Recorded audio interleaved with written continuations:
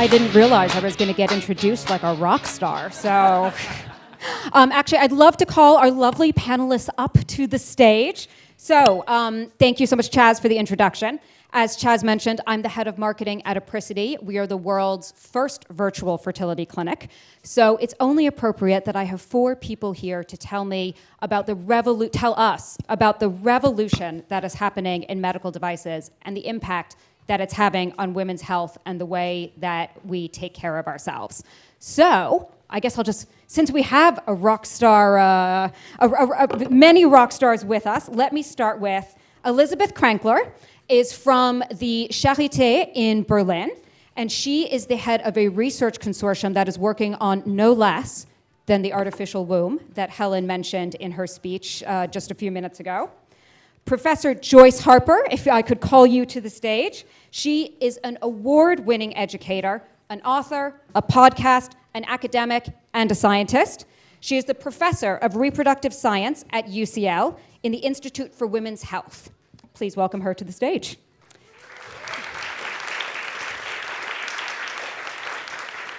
Thang is the co-founder and CEO of Calla Care, a revolutionary medical device and B Corp company here in London.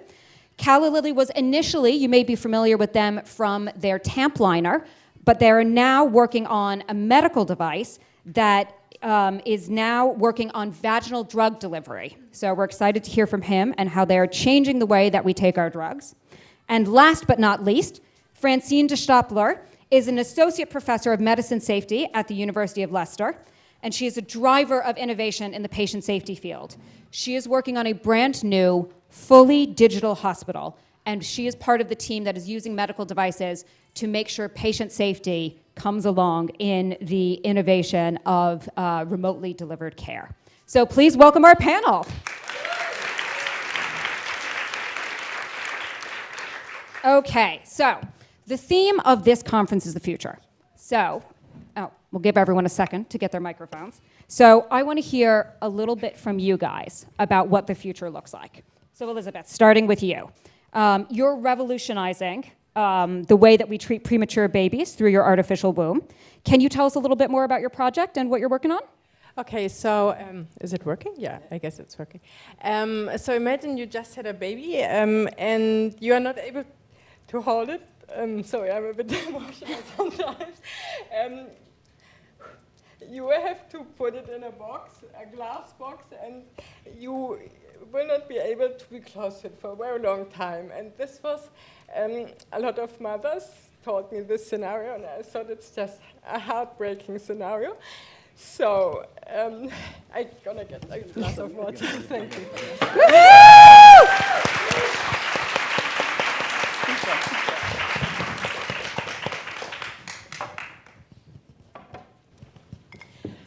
So I thought there must be a better solution to give the mother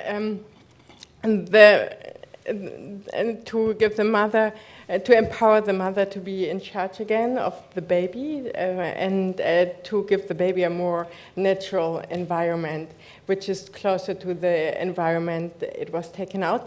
And so extremely premature born babies are born sometimes with 22 weeks of pregnancy, and a pregnancy has 40 weeks. So it's just halfway pregnancy, and they are not able to breathe. And that's the point why they are placed in an incubator. They're connected to a lot of cables and for respiration monitoring, and they are actually in a machine, and I wanted to take them out of this machine. And so a baby in a womb is connected through an umbilical cord to a placenta, and the placenta provides the baby with nutrition and oxygen through the umbilical cord. And I was wondering if this would not be possible to maintain, and I did some research, and there's a lot of research groups researching on artificial wombs throughout the world, but they have a very techno-centered approach. They want to just to resolve the challenge, but there's no human-centered approach in there. So, and I wanted to bring the human-centered aspect in there to give the mother the opportunity to be close to the baby, and the baby to give the opportunity to feel the mother and to be close to the mother. Amazing. So really taking this huge leap forward out of a NICU and into a device that could be attached to the mother and really keep that connection between them at a really vulnerable moment. Yeah, and have, like, in the best case, like 24/7 closeness instead of like the separation in the NICU. I don't know if anyone here has ever had a baby in the NICU or had a friend with a baby or a partner with a baby in the NICU, but it's incredible. It's an incredible idea to be able to take the baby back to its mother at that time. So I think we're all looking forward to that day. It would be a huge change in maternity care. And outside of maternity, Thang, can you tell us a little bit about the tampon drug delivery device that you're working on? How is that going to change the way that we do medicine? Thanks, Nicole. So it shouldn't be me telling me this story. It's my co-founder, Dr. Laura Zibners. She's a well-known emergency pediatric surgeon. She actually just finished her MBA as well. But here's the story that she's gone through, which unfortunately a lot of women go through. So Dr. Laura Zibners has had 7 cycles of IVF, and they all failed. So what happens behind the scenes with that? She has had to take a hormone called progesterone. No woman can get pregnant via IVF without a lot of progesterone. So over those 7 cycles, she's had hundreds and hundreds of intramuscular injections or leaky pessaries. Now, I'll just comment real quickly on the intramuscular injections. Those are like 3 times the size of a COVID needle. It's a bore needle that has to be, with a lot of force, taken up and jabbed. And because progesterone is very viscous, you have to push down for several seconds. So there's quite a lot of pain and suffering from this traumatic way of receiving progesterone. That's the predominant way to get progesterone in North America, but in most of the rest of the world, it's taken as a pessary. But what's wrong with the pessary? It leaks, and that's where our device comes in. We have a leak-free way of delivering hormones and drugs. So we start off in IVF, delivering progesterone. But 2 years ago, NICE, the body that sets all the standards here, changed the rules and said all women who've gone through 1 miscarriage and are at risk of another one should take progesterone. And so overnight, that made our market 5 times larger. So that's hundreds of thousands of women in the UK who have to take progesterone. But that guideline is for vaginal progesterone. And who's got time to lie down twice a day for 80 days for 30 minutes? In fact, we're just about to finish a report from the London School of Economics. Joyce, you'll like this. Evidence is important. But the London School of Economics has confirmed that £236 million is lost in productivity and cost to the NHS every year from women having to lie down.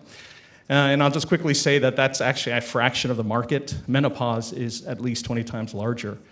We want to be the world's first company that's delivering both estrogen and progesterone. And because our product also allows for transdermal delivery, it's going to be the only device out there with personalized manufacturing that deals with hormone for menopause. So that's our product. Amazing. So basically sounds like most of a woman's life, that you can cover all these different life stages and all these different needs with really just a much better way of taking these drugs. Francine, can you tell us a little bit about your innovation and the work that you're doing, just delivering virtual care at all, and then how you make software and algorithms, which are also medical devices for those who haven't been following, software and algorithms are really core part of health and women's health. Well, thank you. Thank you.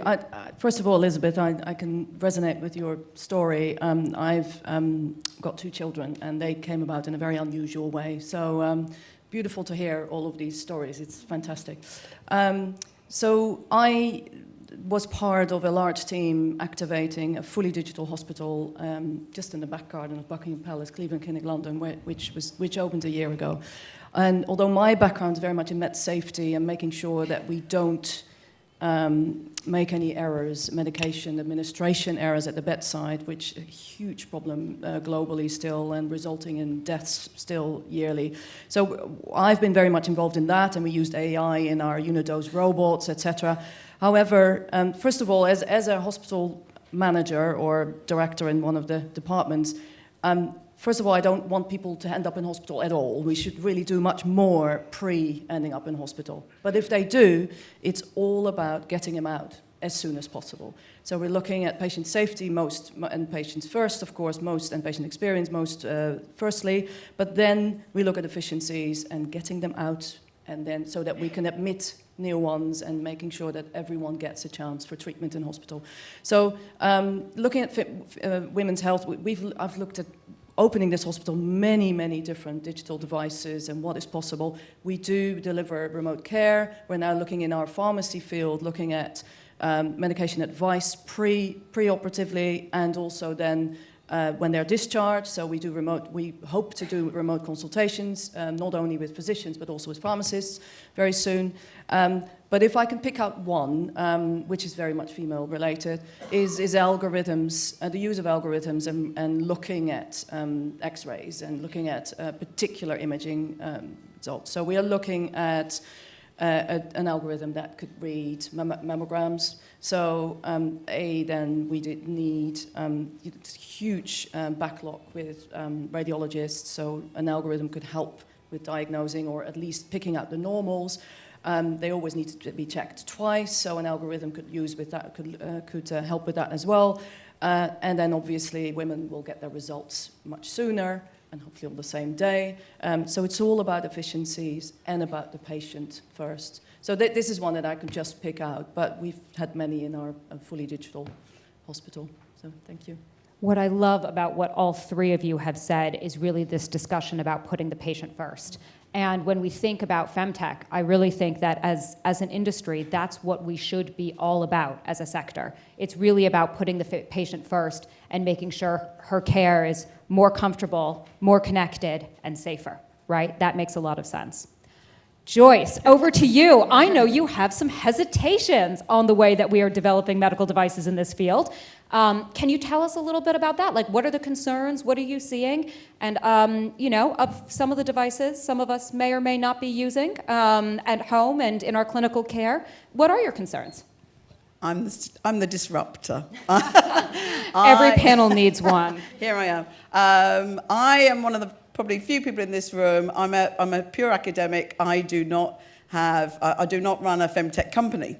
So I can speak, I think, more freely about these things. And I just want to start by saying I totally agree with Helen that women don't understand how their bodies work.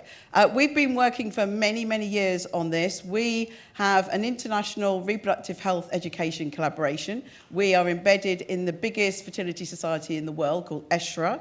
And we are working globally. I've been working for many, many years in UK schools to see how we can make sure we embed reproductive health education for everybody. These are not women's issues, okay? That's one thing we've really got to say here. Lots of the things we're talking about are not just women's issues. They are reproductive health issues, and we've got to change that narrative. So we've done this. We're doing a huge amount of work. I'm working in schools. I'm going to schools every week. We've done a free teacher's guide that we're rolling out and working with teachers even more now to see how we can make sure that people are aware of everything about them, their reproductive cycle, whether they want kids or not, everything in schools. And it's been a brilliant, brilliant journey to do that. And everything will be free. All the resources will be totally free. And so taking that on board, I take the point that someone made earlier. I just worry that we are totally medicalizing women's health. And we are telling women, you're all abnormal. And this has come in the menopause sphere, where people are saying that menopause is a disorder. Okay? Hey, we don't have disorder. It's not ill to be a woman. Okay? We're just women. Okay, now I've worked in the fertility field since 1987. And we're very aware over the years, we've brought in lots of new technology because everyone wants to try and improve the live birth rate for IVF. And I've got 3 IVF children. I went through 7 years of fertility treatment. I've sat both sides of the table. This technology really has concerned me over the years. Back in 2010, I wrote a paper, when and how should new technology be brought into the IVF clinic? There's technology that is being done to people around the world. So I'm not going to go into the details. One's called pre-implantation genetic testing for aneuploidy. It's done by hundreds of thousands of couples around the world. First started in the early 90s. To date, the main 2 groups, the Human Fertilisation and Embryology Authority in the UK and ESHRA, the group I told you about just now, that both of these groups are We've written guidelines, I've been involved with both of them, saying this technology does not improve live birth rate. All the clinical trials have told everyone that, but the public still do it. They're doing literally hundreds of thousands, paying 3,000-4,000 extra, well, that's the UK, much more in the US, to have this procedure done, and this has haunted me for 30 years of my career. I find it unacceptable that people are paying for a technology when there's no evidence that it works. We've got time-lapse imaging of embryos. People, it sounds great. You can have a video of your embryo, okay, but it's not going to improve your live birth rate, but clinics will tell you it will. And then just looking at some of the technology more on the femtech side, I'm a big fan of period tracker apps. I was asked to say a little bit about period tracker apps. Big fan. I've published lots of papers about period tracker apps. The trouble is that if you've got a period tracker app that's not actually measuring a marker of ovulation, and your period tracker app is telling you the day you ovulate, that is science fiction. It's an estimate. I'm having to go into schools and tell girls, if your period tracker app tells you you've ovulated on day 13, please ignore it. Do not go and have unprotected sex on day 15. Our data that we've done and other people's data, looking at big data sets, have shown most women, and listen, we are all individual, they can ovulate any day from day 10 to day 25, but on average, they're ovulating about day 16. So these apps aren't even estimating the correct information. Imagine a schoolgirl, 18-year-old schoolgirl, highly fertile, and thinks, yeah, let's go and have unprotected sex. So we've got issues also turning it around the other way, people trying to get pregnant and missing the day. So I am all for femtech, right? I hate to be the party pooper in the room. But I've done it for 30 years, so another day, I can take it. Every party needs a pooper. Yeah, here I am.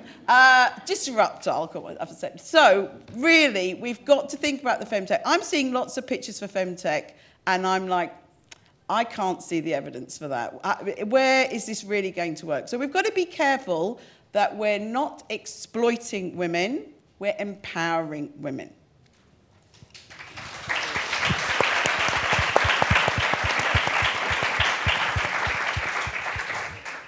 Thank you. I think that was that was super helpful. And I'll be honest, my period tracker told me I'm ovulating today. So hopefully we have enough experts in the audience that we can test that out with the various bits of technology. But I think you've set us up for a really interesting discussion, right? Which is there's pros and there's cons, right? There's more connection, there's possibly more safety, but there's also possibly more risk, right? And so how do we think about the balance there when we're thinking about the impact that these devices can have? Where do you guys see the most exciting impact, and where do you see the riskiest? Anybody want to take that? Someone else should go before I go again. Francine, you work in safety, right? So where do you see the biggest risks?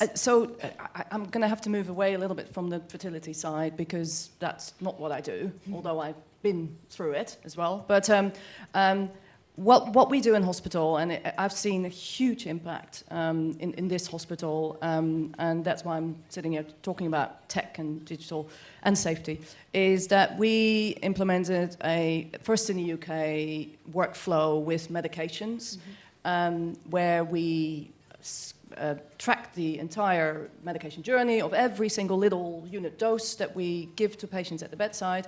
But what we do at the bedside now, and this is not new in the US, it's not really new in Europe, but it's very, very new in the UK, is that we scan the patient's wristband, we scan the drug, and then we immediately integrate with our electronic health record.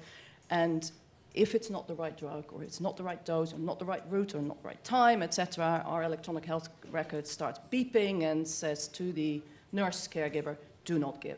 So we have had 350,000 bedside medication administrations in the last year, and we've had, until 10 days ago, I could say we had 0 errors, but we've now had 1, which was the patient's absolutely fine and is safe. And it was a minor one, but it was a typical example of all the stopgaps, all the digital stopgaps that we built in this entire journey were all bypassed by caregivers from 3 different sides. So it was a Swiss cheese model, really. The chances of this being bypassed are 1%, and it was 3 times in a row that it happens in one area. But so huge. We still lose 1,700 people a year on medication administration errors, and we have 54 million of them in the NHS. So even though we're not particularly talking about that today, it's all tech digital that makes us able to make the patient safe, and that's huge. Yeah. That makes a And huge... so it prevents also readmissions and readmissions to theatres and litigation costs, etc. So it's got a huge impact. Yeah. So. Sorry, Thang, you're short a microphone. No worries. Nicole, I wanted to answer your question about risks. But first I'll answer your earlier point about how companies have to be focused on patient care. I'll tell you one thing about our vaginal drug delivery device. Actually, the biggest opportunity we have, which is drawing the most interest in pharmaceuticals, has nothing to do with fertility or menopause. It's actually the vaginal microbiome. Everyone knows the benefits of probiotics and the benefits of lactobacillus. But you know what? One of the pharmaceuticals we're in discussions with, they've admitted that they told us this: for thousands of years, women have been using yogurts and other types of NE solutions to help with issues of bacterial vaginosis. But no pharmaceuticals ever bothered to do clinical trials on the benefits, and they said because they couldn't make money on it, because you cannot patent bacteria in its original form. So I don't need to tell anyone here that half the planet are women. There's a significant amount of women who deal with all sorts of issues, but because you can't make money on it, no one's been looking at clinical trials. And so, of course, they're interested in us because we might be the world's first way of colonizing this bacteria. But now to your answer about risks. With that kind of view, you could take the other extreme, that the risk is that there's a lot of companies that just are focused on profiteering. So this type of device, which we know how to manufacture, is very inexpensive. We've made it biodegradable. But it's very important for us not to have it in the wrong hands, trying to profiteer on women's issues here. So I think it's, and this is why we're proudly a B Corp, so it's in our Articles of Association. We can focus on people, planet, and profit, and not just the profit element. But I think that's a big risk. Now that women's health is now much more talked about, particularly menopause, and soon the vaginal microbiome, you have to be careful about, just like AI, right? Who's going to have control of these innovations and make sure they're doing it for the right reasons? It's a really great point. And Elizabeth, I'm really excited to hear, the artificial womb sounds, amazing. It sounds like an incredible way to change the way that mothers and fetuses or babies at that point interact. So, I mean, how does your company approach risk? How do you approach development in terms of evaluating efficacy and evaluating patient safety? And what's sort of your feeling on the pros and cons of having such a revolutionary device? So first of all, it's still pretty far away from being like ever in a hospital. So it's the future. It's the future. So there are several research groups all over the world working on an artificial womb. And some claim they're pretty close, like they are like 3-4 years away from a clinical trial. Like one even proclaimed they wanted to have their first clinical trial in 25, but this is already 3 years ago. I don't think they're gonna get this 25 trial. But they are mostly just looking at the technological side. And our approach is, so this, also the way they develop this is, it's not wearable, it's just something stationary, and we kind of intervene there, and we say at the moment we are investigating how to make it wearable with different components, how to make it lighter, smaller, and so on. And then team up with one of these research groups and convince them that it's a huge benefit to have this wearable connection instead of having like a kind of aquarium thing where the baby swims in a glass box. That makes a lot of sense. So I guess we're running low on time, so just as sort of a last question to all of you. As drivers of the femtech space, but also consumers of the femtech space, what should we be doing to be making sure that patients and women are empowered in the development of these products? Like, what would, for each of you, right, in a hospital system, in an at-home drug delivery device, in research and academia, right, and then in hospital device management, right? So you come from very different parts of the field.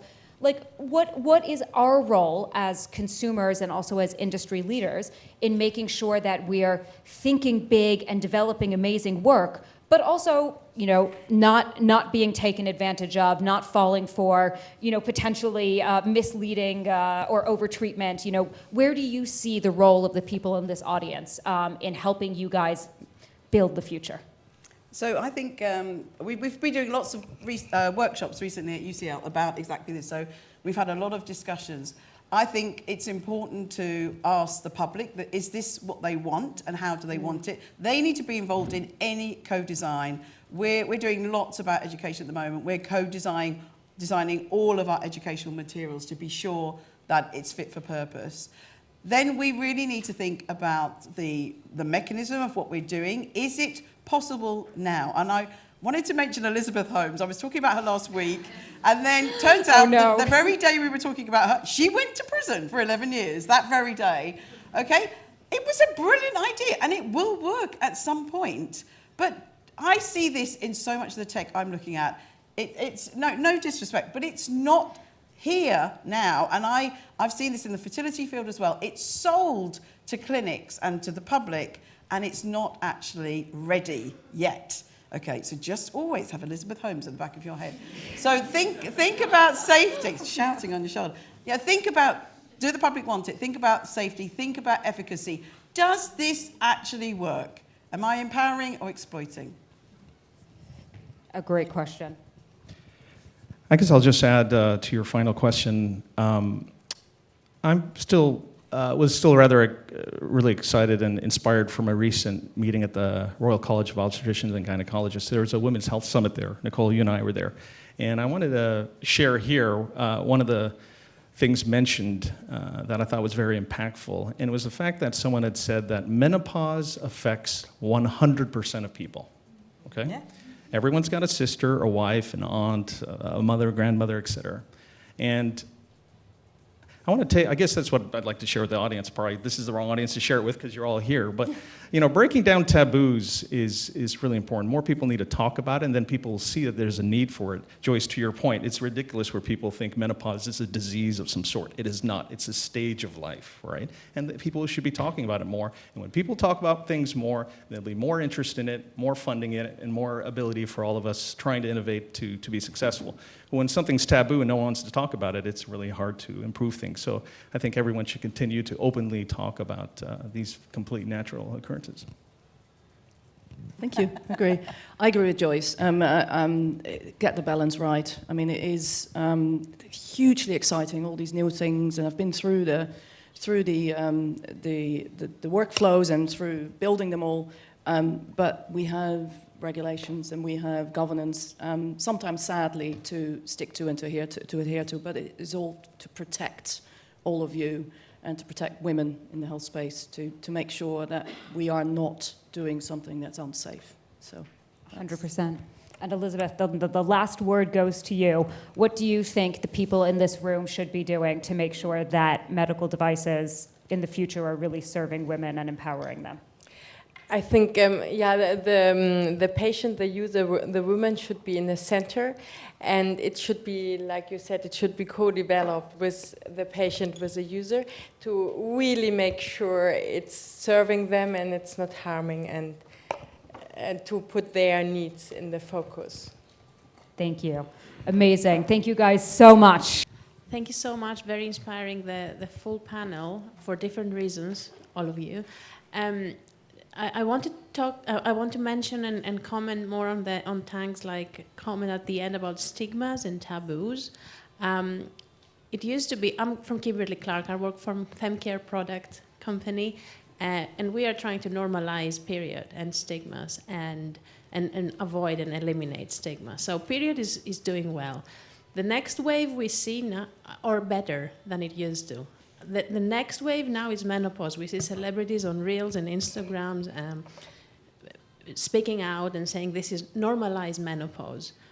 What do we see as the next? Would it be infertility?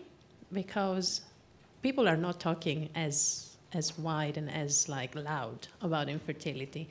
And my question is, do we think that 1 in 6 people that are affected and diagnosed with infertility, is it because they just say it out loud and go to the doctors, or is it just a medical data?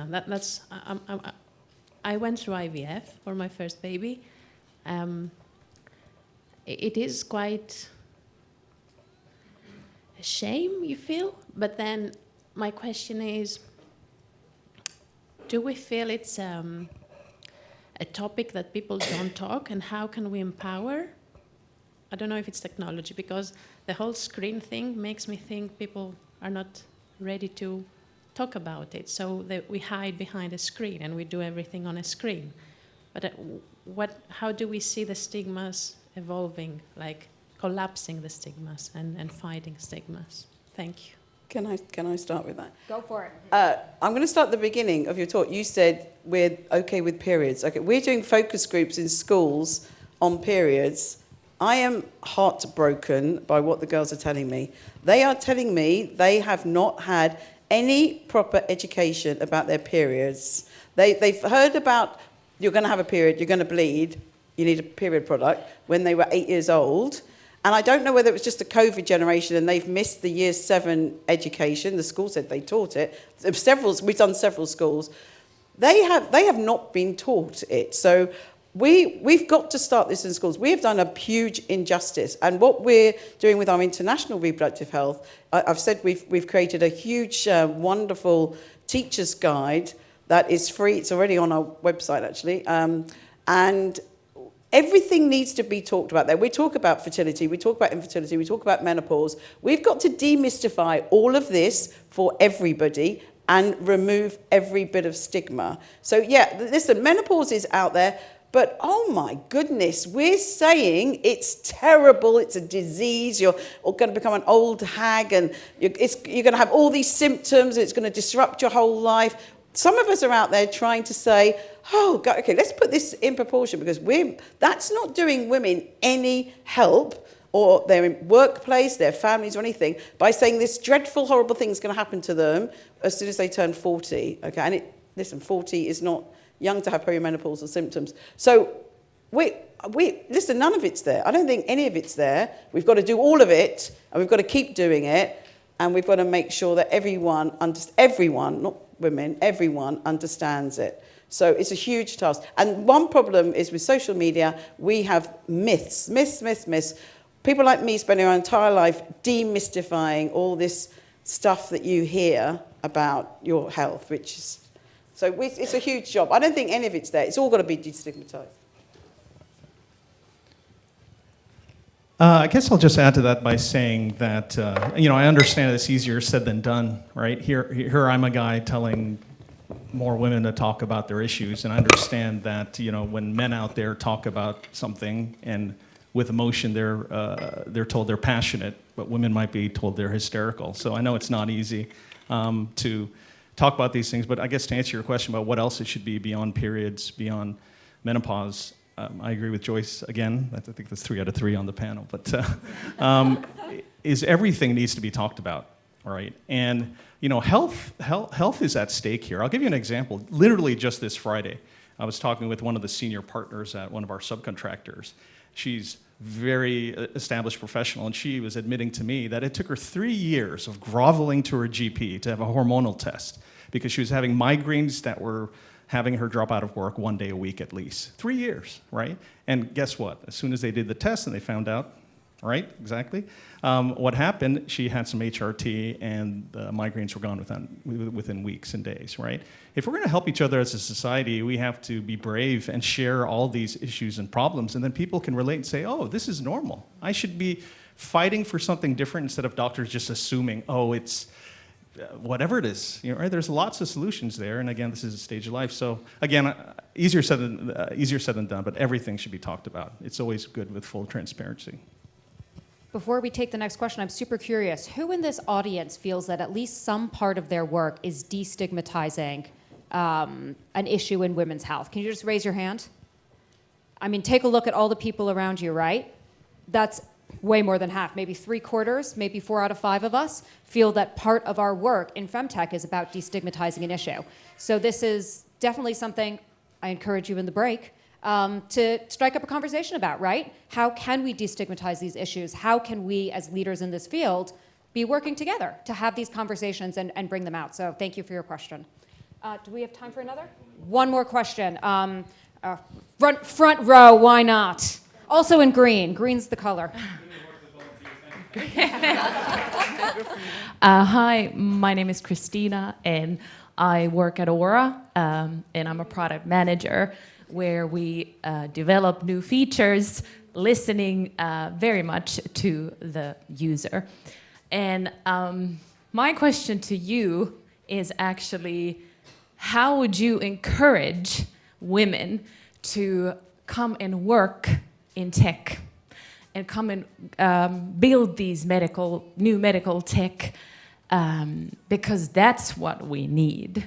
And that's, from my perspective, and working in tech, that's what we're still missing, and that's why we might be seeing solutions that you say are not ready yet. But so how would you encourage other women to come and work and change the world through tech that way? Thank you. We've got some of our current master students from UCL here today. We've got some of our alumni from UCL here today. So I've been running master's courses in reproductive science and women's health since 1996. So I feel very, very proud of our students who have gone on to have fantastic careers, many of them in fertility and femtech companies. So we do need to encourage it. We need more events such as this. We need education. Again, I'm sorry I harp on about education. It's my job. I'm an educator. So we're very lucky. At UCL, we have 150 students who come and learn about women's health and reproductive health every year. And it's definitely where we feel the future is. So, yeah, I would encourage people to study more, to read more, and to really... I think we need to become the experts at anything that we do. And that's really, really important. You might have a great idea, but it's not. I mean, lots of people I do work with a few femtech companies, and I love it. The person doing it is just passionate about it. But again, no disrespect, they don't have the background knowledge, and they make mistakes along the way. So make sure you think about it and then get the right people on board. So I think that's really, really important. But how we encourage more people, I think we need to be out there. We need to be talking about it. We need to be empowering women. I'm giving a talk this week about careers guidance. It's, and telling them all the different jobs that are out there. So I think that's really, really important. Yeah, well, I so agree with you. I mean, I've got a 12-year-old daughter, and I keep telling her tech, digital, medicine, pharmacy, all of that. So, and we held in the hospital, we held an event for sixth formers. And they came, and I showed them the hospital. Two of our older female consultants talked to them and said, you can do this, you can do this. This is, I've done this for 40 years, I'm a woman, etc. So it was really inspiring, and they came away buzzing, and we have to start early with that, and schools, and then moving them to the right education, yeah. I've got a different way of answering your question. Our companies such as ourselves, we're fortunately inundated with a lot of interest because we're also a B Corp, which is a way I recommend lots of companies to say what you mean, that you are changing the world, and so we get a lot of people who want to do that. But what's holding us back from hiring many more people is not the shortage of finding great candidates, it's actually the funding. Everyone knows here that less than 5% of funding goes to women's health companies, right? It's ridiculous, right? And 95% of professional investors are men, right? So they don't want to talk about menopause or leakage or bacterial vaginosis, right? I am a guy with a finance background, but even in these meetings, half the time it's a biology lesson because people don't understand, the investors don't understand these things. So I guess my way of answering your question is to find ways to also advocate for more funding out there. Like we're here at the Wellcome Trust, right? And before coming, I was looking at the Wellcome Trust grants, and none of them are focused on women's health that I could see. Okay, maybe it's just a timing thing, but there needs to be a lot more support. There's NIHR that gives funding, but you know what? It takes a year from application until you can get the funding. That doesn't help. I am a big advocate of Innovate UK. They've been massively supportive of us, but I think if anyone's here in the government needs to change things. That's going to improve society, improve outcomes by providing more funding. There's just not enough. And if anything, I'm upset that R&D tax credits, which is a way of getting some funding, they've cut it by a third. And lab space, criminal shortage in London, Cambridge, and Oxford. We're paying extortion amounts. You know, if the Prime Minister is talking about a science superpower, there's got to be a lot more support because we are generally changing the world, but we need a lot of help. And that would help us hire more people. Yeah.